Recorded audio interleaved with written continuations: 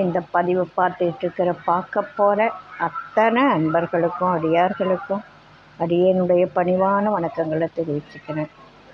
அன்பினை பெறுவாயாகில் அதர்மங்கள் அனைத்தும் நீங்கி துன்பமும் தவிர்ந்து போகும், துயரம் இங்கு உண்டோ சொல்வாய்.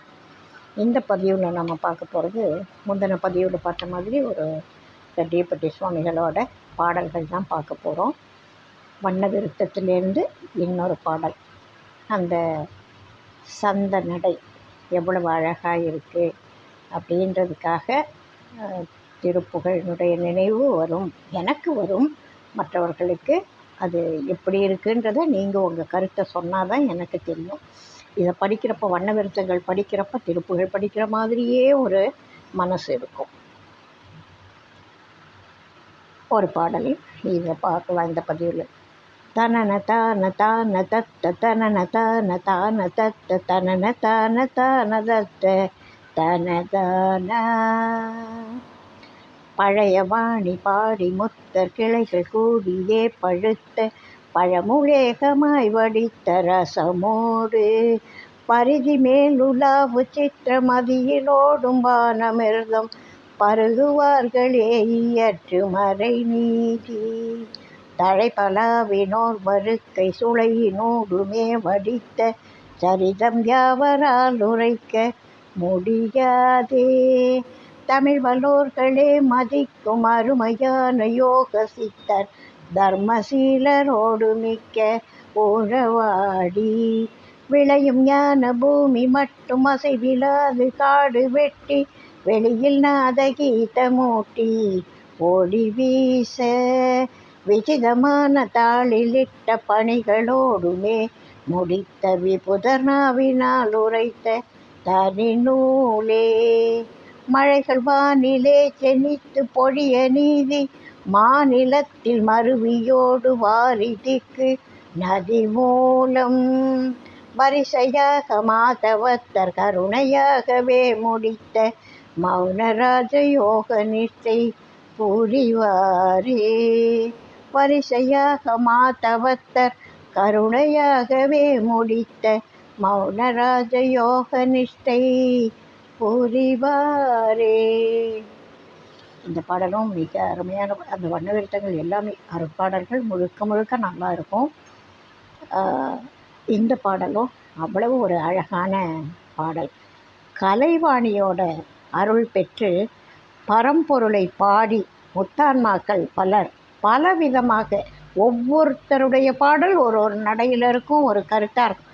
எல்லாம் பதி பசு பாசத்தை பற்றி பேசினாலும் ஒவ்வொருத்தருடைய அந்த கருத்துக்கள், அதாவது கருத்து ஒன்றா இருக்கும், உற்று பார்த்தால் மூல கருத்து ஒன்றா இருக்கும். ஆனால் அவங்கவுங்க நடையில் அவங்கவுங்க வேறு வேறு விஷயங்களை சொல்லுவாங்க. ஒரே விஷயத்தை பற்றி வேறு வேறு கருத்துக்களை, அதாவது ஒரு பாதையில் போகணும்னு, ஒரு இடத்துக்கு போகணுன்னா அதுக்கு 100 பாதையில் போய் ஒரு இடத்துக்கு போகலாம். இப்போது டெல்லிக்கு போனோன்னா ஒவ்வொரு பகுதியிலேருந்து ஒவ்வொரு பாதை இருக்கும் இல்லையா. அவங்க இடத்துக்கு சமீபத்தில் இருக்கிற பாதையில் போய் சேருவாங்க. ஒரே பாதை இருந்தால் எல்லாரும் அந்த ஒரு பாதையை தொட்டு அதுக்கப்புறம் போக வேண்டியதாக இருக்கும். அதனால் பல பாதைகள் ஒரு இடத்துக்கு போகிறதுக்கு இருக்கிற மாதிரி, பல நதிகள் ஒரு கடலில் கலக்கிற மாதிரி, எல்லாரும் அவங்கவுங்க ஞானிகள் தங்களோட கருத்துக்களை தங்களுக்கு தெரிஞ்ச வண்ணம், தங்களுக்கு அறிவுறுத்திய வண்ணம் இறையருள் உள்ளேருந்து சொல்ல சொல்ல அவங்க சொன்னது. இப்போ ஒரே விஷயத்தை திரும்ப திரும்ப சொன்னாலும் எல்லாமே புதுசாக இருக்கும். நவில்தோறும் நூல் நயம்தான் எல்லா ஞான நூல்களும். ஒவ்வொரு புது கருத்தை சொல்லியிருப்பாங்க, புது விதமாக சொல்லியிருப்பாங்க. அது மாதிரி இந்த பாடல்கள் மிக அழகான பாடல்கள். கலைவாணியின் அருள் பெற்று பரம்பொருளை பாடி முத்தான்மாக்கள் பலர் பலவிதமாக பாடி பரவி ஞானக்கனியாகிய பரத்தை ஒரே விதமாகவே உணர்ந்தார்கள். ஒவ்வொருத்தரும் வேறு வேறு வழியில், வேறு வேறு நிலையில், வேறு வேறு அளவில் உணர்ந்தாலும் எல்லாரும் ஒரே விதமாகவே உணரும் பொழுது ஒரே விதமாகவே உணர்ந்தார்கள். சூரியகலையும் சந்திரகலையும் கூடிய சிற்சபையில் தேவாமுதத்தினும் மேலான வான வானமுதத்தினை பருகிய அந்த முத்தர்கள் நிறைமொழி மாந்தர்கள். யார் ஒருவர் இறை தரிசனம் கிடைச்சவங்களோ அவங்க திருவாய் மலர்ந்து சொல்லக்கூடிய ஒவ்வொரு வார்த்தையும் நிறைமொழி தான். நிறைமொழி மாந்தர் யார் அப்படின்னு சொல்லி உரையாசிரியர்கள் சொல்கிறப்ப சொல்கிறாங்க, நிறைமொழி மாந்தர் கேள்வி நீள் நிலத்து மறைமொழி காட்டிவிடும் அப்படின்னு சொல்லி ஒரு இருக்குதுன்னு வச்சுக்கோங்க. அதில் இந்த நிறைமொழின்னு வர்றதுக்கு உரையாசிரியர்கள் சொல்கிறது, அவங்க வாயை திறந்து அருளி கூறினும், நிறைமொழி மாந்தர் வாயை திறந்து சொல்கிறப்போ ஒருத்தரை அருளி கூறினும் வெகுண்டு கூறினும் அவ்வப்பயனை பயந்தே விடும் மொழி. அவங்க என்ன சொன்னாங்களோ அதோட பயன் கட்டாயமாக கிடைக்கும், நடந்தே தீரும். அவ்வப்பயனை பயந்தே விடும் மொழி. அவங்க அருளோட கருணையோடு சொன்னாலும் அதுவும் பலிக்கும், அல்லது கொஞ்சம் ஏதோ சில காரணங்களால் வெகுளி கூறினும் கோபமாக சொன்னாலும் அதுவும் பலிச்சே தீரும். ஆக மொத்தம் அவங்க வாய்ச்சொற்கள் அத்தனையும் பலிக்கும்.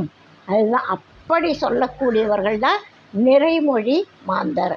இறைவன் அருள் பெற்ற அத்தனை பேரும் நிறைமொழி மாந்தர்கள் தான். அவங்க வீண் பேச்சு பேச மாட்டாங்க. அந்த நிறைமொழி மாந்தர்கள் என்ன பண்ணாங்க அப்படின்னா, வேதங்கள் மூலமாகவும் ஆகமங்கள் மூலமாகவும் சாத்திர நூல்கள் மூலமாகவும் தோத்திரங்கள் வாயிலாகவும் இது அத்தனையை கொடுத்த அத்தனை பேரும் நிறைமொழி மாந்தர்கள் தான். நீதிகளையே கற்பித்தார்கள்.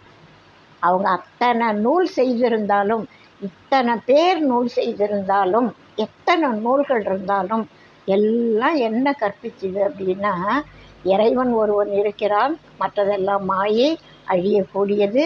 நிலைத்த பொருள் இறைவன் ஒருவனே.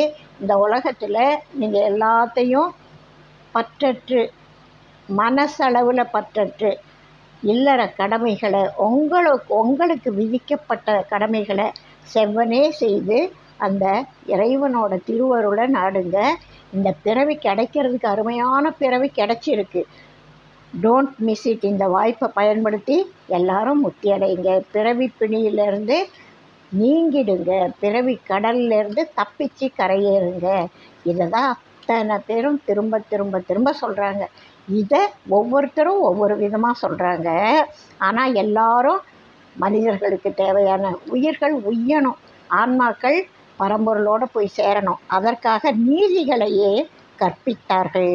தழைத்து பெருத்து வளர்ந்த பலாப்பழத்தில், பலாப்பழம் பெருசாக இருக்கும், தழைத்து பெருத்து வளர்ந்த பலாப்பழத்தில் ஏராளமான சுளைகள் வச்சுருக்கார் ஆண்டவர்.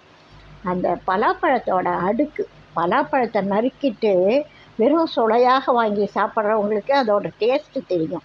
பலாப்பழத்தை நறுக்கி அதோட உள்ள அந்த அமைப்பை பாருங்கள், அற்புதமான அமைப்பு. யார் ஆண்டவருக்கு டிசைன் பண்ணி கொடுத்தது இதையெல்லாம்? எவ்வளவு பாதுகாப்பாக அந்த சுளைகள் உட்கார்ந்துருக்கு. அதற்கு எவ்வளவு பாதுகாப்பு. ஒரு வித்துக்கு சுளை பாதுகாப்பு, சுளைக்கு அதுக்கு மேலே இருக்கிற பல பகுதிகள் பாதுகாப்பு, எல்லாத்தையும் தாங்கி பிடிச்சிட்டு இருக்கிறதுக்கு ஒரு நடுத்தண்டு, அதுக்கு மேலே தோல் பகுதி. அந்த தோல் பகுதி அவ்வளவு தடிமனாக இருக்கும். அந்த தோல் பகுதியினுடைய மேல் பகுதி முள்ளாக இருக்கும். சுலபமாக பெரிய முள் இல்லை, மிகவும் கூர்மையான முள்ளாக இல்லாமல் மனுஷர் கையில் பறிக்கக்கூடிய அளவுக்கு பக்குவமான ஒரு முள் போன்ற அமைப்பாக இருக்கும். அது ரொம்ப, அந்த பழத்தோட அமைப்பே ஒரு விசித்திரம். நம்ம உடம்பு எப்படி விசித்திரமோ அதே போல் ஒரு பலாப்பழத்தினுடைய அமைப்பும் ஒரு விசித்திரம். அந்த பழத்துக்குள்ளே அவ்வளவு சுளைய வச்சுருக்கான்ல, அடுக்கி அடுக்கி அடுக்கி அழகாக வச்சுருக்கான்ல, அந்த சுளைக்குள்ளே சுவையை வச்சுருக்கான்ல, தேன் மாதிரி இருக்கும். சில வேர்பலாக்கள் அப்படியே தேன் சொட்டுற மாதிரி இருக்கும் அந்த சுவை. அதுக்குள்ளே அவ்வளவு வச்ச அந்த ஆண்டவன் மேலே முள்ளாக ஏன் வச்சுருக்கான்? ஏன் அதுவும் ரொம்ப சுவையாக இருக்கிற மாதிரி வச்சுருக்கக்கூடாதா அப்படின்னு யாராவது கேள்வி கேட்டால் இதுக்கு யாராலையும் பதில் சொல்ல முடியாது. இந்த சுளைகள் வைத்து, பலாப்பழத்தில் ஏராளமான சுவைகள் வைத்து, அதனுள் நிறைந்த சுவையும் வித்தும் வைத்தவன் இறைவன். அவனே பழத்தின் மேல் அந்த முள் போன்ற அமைப்பையும் ஏன் வைத்தான் என்பதை எவராலும் உரைக்க முடியாது. ஒரு பழத்தின் அத்தனை சுளைகளிலும் ஒரு சுளையில் என்ன சுவை இருக்கோ அத்தனை சுளைகளிலும் சுவை பொருந்தி இருப்பது போல அத்தனை முத்தர்கள் நூல்களும் எல்லாம் ஒவ்வொருத்தர் நூல் யாத்த போதும் அனைத்தும் ஒரே மறை நீதியைத்தான் பேசுகின்றன. அத்தனை சொலையிலையும் ஒரு சுவை இருக்கிற மாதிரி, ஒரே சுவையாக இருக்கிற மாதிரி எத்தனை முத்தர்கள் வந்து நூல்கள் யாத்திருந்தாலும் அத்தனை மறை நீதியைத்தான் பேசுகின்றன. எல்லாரும் ஒரே மாதிரியான கருத்துக்களை சொல்கிறார்கள். ஆனால் ஒவ்வொன்றும் வேறு வேறையாக இருக்குது, ஒவ்வொன்றும் அதே சுவையோடு இருக்குது அப்படின்னு சொல்கிறார் சுவாமிகள்.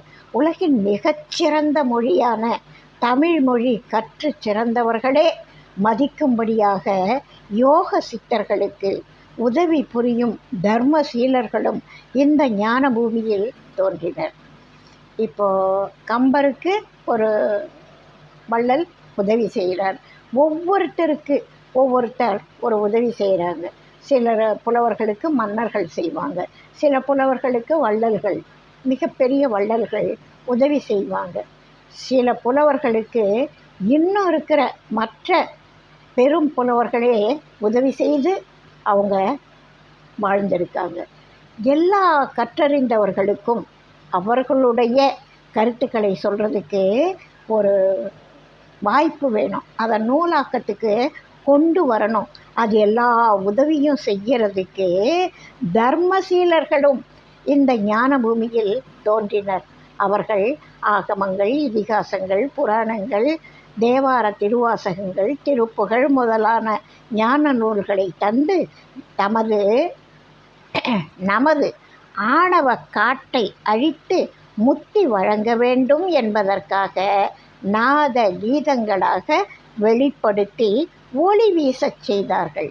இந்த ஞானிகள்லாம், ஞான நூல்களை கொடுத்த ஞானியர்கள் நம்முடைய ஆணவக்காடு எப்படி, இது ஆணவக்காடுன்றதை கண்டுபிடிக்கிறதே ஒரு பெரிய விஷயம். நாம் செய்கிறது எல்லாம் கரெக்டுன்னு காமிக்கும் ஆணவம்.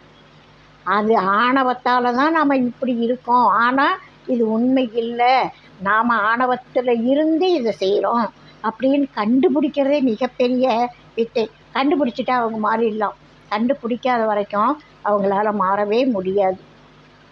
அதுபோல் நம்முடைய ஆணவ காட்டை அடையாளம் காட்டி, அது அழியக்கூடிய வழியை காட்டி, அழியறதுனால என்ன பலன் அப்படின்றதையும் காட்டி முத்தி வழங்க வேண்டும், நாம் முத்தி பெறணும் அப்படின்றதுக்காக நாத கீதங்களாக வெளிப்படுத்தி ஒளி வீசச் செய்தார்கள். எல்லாத்தையும் பண்ண செய்தவர்கள் ஞான நூலாசிரியர்கள். மாணிக்கவாசக பெருமானுக்காக இறைவன் குதிரை வீரனாக வந்ததை சொல்கிறார். மாணிக்கவாசக பெருமானுக்காக குதிரை வீரனாக வந்ததும் வைகையில் வெள்ளப்பெருக்கு ஏற்படுத்தியதுமான பல திருவிளையாடல்களை நிகழ்த்திய பெருமான் தானே மானிட உருக்கொண்டு வந்து மாணிக்கவாசகர் சொல்ல தம் திருக்கரங்களால் எழுதியதும் அதை தன் திருவடிகளில் ஏற்றுக்கொண்ட நூலுமான திருவாசகம் தனி சிறப்பு வாய்ந்த நூல் அல்லவா. மற்றதெல்லாம் நூலாசிரியர்கள் எழுதினாங்க.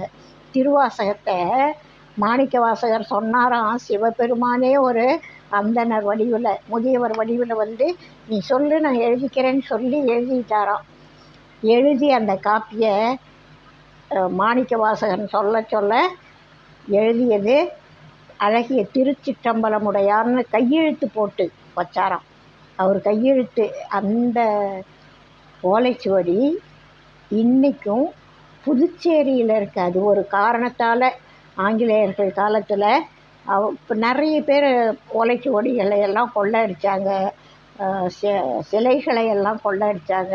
அந்த சமயத்தில் அதை பாதுகாக்கிறதுக்காக புதுச்சேரிக்கு எடுத்துகிட்டு வந்தாங்க.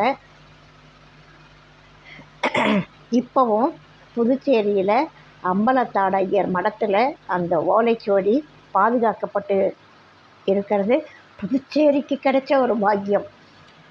பரம்பொருள் கையால் எழுதி அழகிய திருச்சிற்றம்பலமுடையான் எழுதியதுன்னு கையெழுத்து போட்டார்ல, அந்த ஓலைச்சுவடி வந்து உட்கார்றதுக்கு புதுச்சேரி கட்டாயமாக புண்ணியம் பண்ணி இருக்கணும்.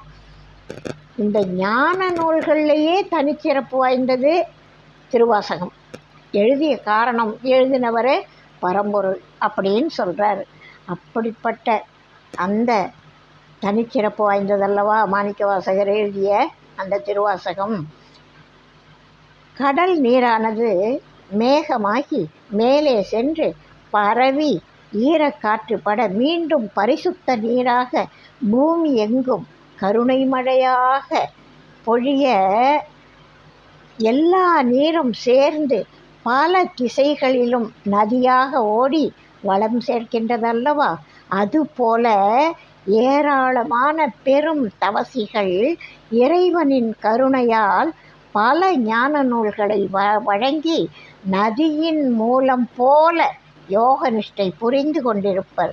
நதி நீரால் மக்கள் பயனடைவது போல இறை கருணை அளித்த ஞான நூல்கள் கொண்டு உலகெங்கும் அன்பர்கள் அடியார்கள் முத்தி நெறி சேர வேண்டும் அப்படின்றதுக்காகத்தான் இந்த இறைவன் இந்த ஏற்பாடை பண்ணார். அங்கங்கே ஞானிகளை உருவாக்கினார். அவரே ஞானி குருவாக அதாவது மானிட உருக்கொண்டு பூமியில் வந்து பல அவதாரங்கள் பல அற்புதங்கள் இறைவனே பண்ணியிருக்கார். அப்படி குருவாக வந்தது எல்லாமே இறைவனுடைய திருவிளையாடல். அதாவது தானே ஒரு மானிட உருக்கொண்டு குருவாக இங்கே வந்து உட்கார்ந்துருப்பார். அவர் பல சீடர்களை உருவாக்குவார், ஞான நூல்களை கொடுப்பார். அந்த ஞான நூல்கள் வழி அது எப்படி சுவாமிகள் பாடல்களில் சொல்கிறாருன்னா, மழை மேகம் மழை பொழியுது, அது பூமி பரப்பு முழுசும் ஒரு நாளைக்கு இந்த ஊரில் இன்னொரு காலத்தில் அடுத்த சீசனில் இன்னொரு நாட்டில் மழை பெஞ்சாலும் மழை இல்லைன்னா பூமியில் ஒன்றுமே இல்லை. விசும்பின் துளி வீடி நல்லாது இங்கே பசும்புல் காண்பது அரிது. மழை தான் எல்லாத்துக்கும் இல்லையா. அந்த மழை ஆங்காங்கே பெஞ்சி நதிகள் பல துளிகள் சேர்ந்து ஒரு நதியாக ஓடையாக ஆறாக உருவெடுத்து ஓடுது. அது எதுக்கு அப்படி அவ்வளோ பேஞ்ச மழையெல்லாம் ஒன்றா திரண்டு ஓடுது அப்படின்னா, அங்கே இருக்கிற மக்களை வளப்படுத்துவதற்காக அது ஓடுது. அங்கங்கே ஒரு நதி ஏன் ஓடுது? அங்கங்கே உள்ள மக்களுக்கு ஒரே ஒரு நதி போதுமா?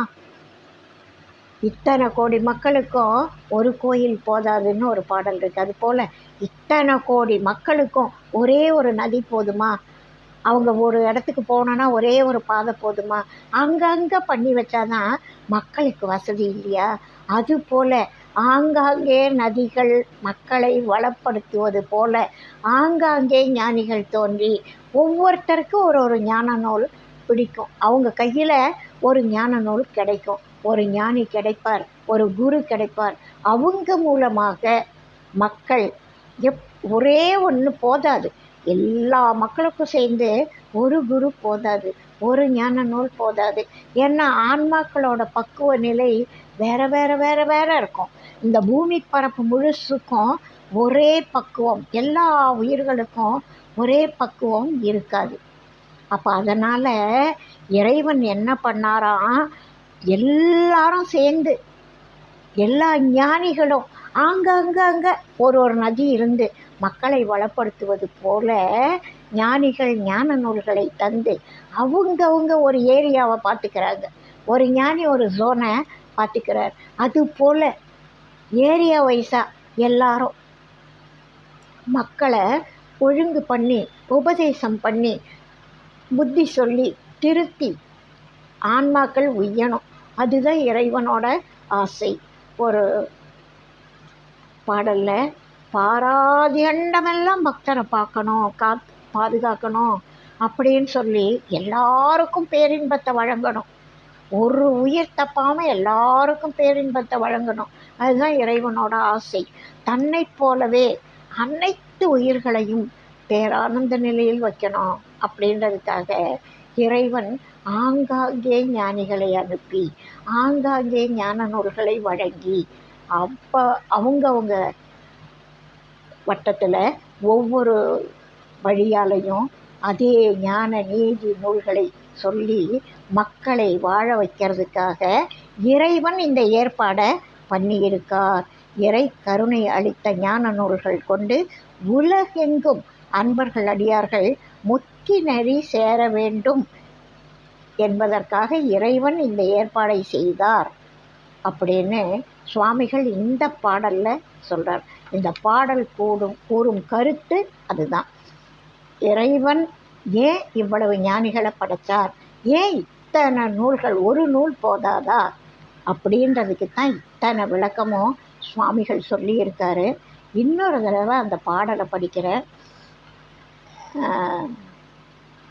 பழையவாணி பாடி மொத்தர் கிளைகள் கூடியே பழுத்த பழமுலேகமாய் வடித்த ரசமோடு பருதி மேலுடாவு சித்திரமதியிலோடும் வானமிர்தம் பருகுவார்களே இயற்று மறை நீடி தழைதலாவினோர் வருக்கை சுளையினூடுமே வடித்த சரிதம் யாவரால் உரைக்க முடியாதே தமிழ் வல்லோர்களே மதிக்கும் அருமையான யோக சித்தர் தர்மசீலரோடு மிக்க உறவாடி விளையும் ஞான பூமி மட்டும் அசைவிலாது காடு வெட்டி வெளியில் நாத கீதமூட்டி ஒளி வீச விசிதமான தாளிலிட்ட பணிகளோடுமே முடித்த விபுதர் நாவினால் உரைத்த தனி நூலே மழைகள் வானிலே ஜெனித்து பொழிய நீதி மாநிலத்தில்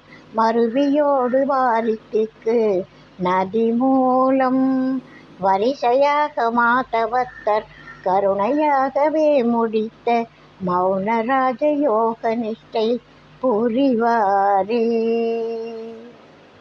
மௌனராஜ யோக நிஷ்டை புரிவாரே. இப்படி அருமையான ஞான கருத்துக்களை சூக்ஷ்மமாக சித்தர்களுடைய நடையில் சொல்லக்கூடியவர் சுவாமிகள். இந்த பாடல் எனக்கு மிகவும் பிடித்த பாடல். சுவாமிகளோட பாடல்கள் அத்தனையும் மணிமணியாக இருக்கும். ஒரு மணி மாலை போன்றது இந்த அருட்பாடல்கள். அதில் ஒவ்வொரு மணியும் சமமான பிரகாசம் உடையதுதான். அந்த மாதிரி இந்த மணி எனக்கு பிடிச்சது. இந்த பாடல் எனக்கு பிடிச்சிருக்கு. உங்களுக்கு பிடிச்சிருக்குன்னா நல்ல விஷயங்களை 4 பேருக்கு சொல்கிறது எப்போதும் நல்ல விஷயம். இதை சொல்கிறதும் ஒரு பெரிய பாக்கியம், அடுத்தவங்களுக்கு சொல்கிறதே ஒரு பாக்கியம். எனக்கெல்லாம் உண்மையிலேயே இதனுடைய அருமை நான் அதாவது கிட்டத்தட்ட ஒரு 6-7 வயசுலேருந்து எனக்கு அதுக்கு முன்னாடி தெரியாது. என்ன சொன்னாங்களோ தத்து பித்துன்னு என்னோ சொல்லியிருப்பேன், உளறி இருப்பேன். இந்த எங்கள் அப்பா உட்கார வச்சு சொல்லி கொடுத்த விஷயம் இந்த மாதிரியான பாடல்கள் மட்டும்தான். அப்போல்லாம் இதனுடைய உண்மையாக சொல்லப்போனால் இதனுடைய பொருள் எனக்கு தெரியாது. ஏதோ சொன்னாங்க, திரும்ப சொன்னோம். எங்கள் அப்பாவுக்கு தப்பாக உச்சரிக்கக்கூடாது, உட்கார வச்சு அதை கரெக்டாக சொல்கிற வரைக்கும் திரும்ப திரும்ப சொல்ல வைப்பார். எங்கள் வீட்டில் அத்தனை பேருக்கும் அந்த பாடம் உபதேசம் எங்கள் அப்பா அம்மா செய்வாங்க. உட்கார்ந்து படிக்க சொல்லுவாங்க, படித்த பாடலுக்கு விளக்கம் சொல்லுவாங்க. என் மண்டையில் ஏறலை. அந்த வயசில் இதெல்லாம் புரியுமா? உண்மையாக சொன்னால் புரியலை. பேன்னு ஏதோ கதை கேட்குற மாதிரி கேட்டுட்ருப்பேன். அப்பா சொல்கிறதும் கதை மாதிரி தான் சொல்லுவாங்க. இந்த பொருள் எங்களுக்கு புரியணும்னு அவங்க அரும்பாடுபட்டாங்க. அப்போ புரியலை. அந்த ஆசைதானோ என்னவோ, வயசு முத்தின காலத்தில் அதை தெரிஞ்சுக்கணும், அதை புரிஞ்சுக்கணும், பொருள் உணரணும் அப்படின்ற ஒரு ஆசை அதிகமாச்சு. உங்களுக்கு இந்த பாடல் பிடிச்சிருக்கு, இந்த கருத்து பிடிச்சிருக்கு. சுவாமிகளோட பாடல்களுடைய உண்மையிலேயே ஒரு மிக மென்மையாக சொல்கிறார் பாருங்கள். இவ்வளவு ஞான நூல்கள் ஏன்? அதுக்கு அழகான பதில். இவ்வளவு ஞானிகள் ஏன் பிறந்தாங்க? அழகான பதில். எப்படி எல்லாருக்கும் பரவலாக கிடைக்க வச்சார் ஆண்டவர்? மழைக்கு ஞானிகளை ஓமைப்படுத்தி நதிகளுக்கு, ஞான நூல்களை ஒப்புமைப்படுத்தி சொல்லக்கூடிய இந்த பாடல் உங்களுக்கு பிடிச்சிருக்குன்னா லைக் பண்ணுங்கள், ஷேர் பண்ணுங்கள். இது வரைக்கும் பண்ணாதவங்க சப்ஸ்கிரைப் பண்ணுங்கள். உங்களோட கனிவான கருத்துக்களை எனக்கு சொன்னீங்கன்னா மிகவும் சந்தோஷமாக அடுத்த பதிவு நான் போடுறதுக்கு வசதியாக இருக்கும். வாழ்க வளமுடன். வாழி எந்நாளும் மெய்மெய் வாழ்க நல்லறங்கள் எல்லாம் வாழிய பெரியோன் நாமம் வாழியே வாழி வாழி. அடுத்த பதிவில் பார்க்கலாம், சந்திக்கலாம்.